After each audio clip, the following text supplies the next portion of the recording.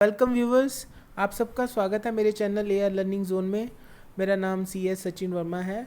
Friends, हमने पिछली video में इलास्टिसिटी ऑफ डिमांड की पहली type price elasticity of demand discuss की थी।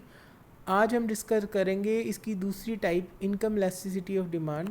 मैं आपसे पहले ही डिस्कस कर चुका हूँ कि इलास्टिसिटी ऑफ डिमांड हमें बताता है कि प्राइस में चेंज आने से डिमांड में कितना चेंज आता है। इसमें हम सेकेंड टाइप पढ़ेंगे, इनकम इलास्टिसिटी ऑफ डिमांड क्या होती है। आइए जानें। Income elasticity of demand tells us how much percentage change in quantity demanded takes place due to percentage change in income.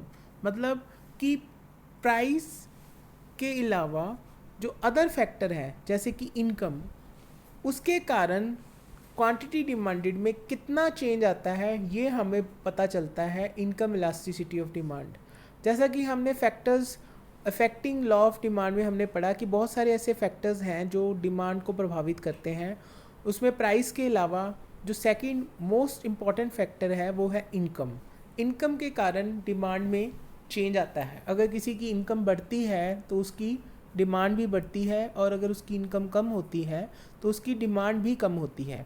तो यहाँ पे हम ये फैक्ट देख रहे हैं कि हालांकि इनकम और डिमांड में पॉजिटिव रिलेशनशिप है, इनकम के बढ़ने से डिमांड भी बढ़ती है और इनकम कम होने से डिमांड कम होती है, पर हम यहाँ पे ये नोटिस करेंगे कि इनकम में चेंज आने से डिमांड में कितना चेंज आया, ये हमें पता चलता है इनकम इलास्टिसिटी ऑफ डिमांड में। फॉर एग्जांपल, अगर किसी की इनकम 100 रुपीज़ से बढ़ती है तो कितने डिमांड में इंक्रीज आएगा, ये हमें पता चलेगा income elasticity of demand in percentage. For example, अगर आपकी इनकम 10% से बढ़ती है तो आपकी डिमांड में कितने परसेंट इंक्रीज आएगा।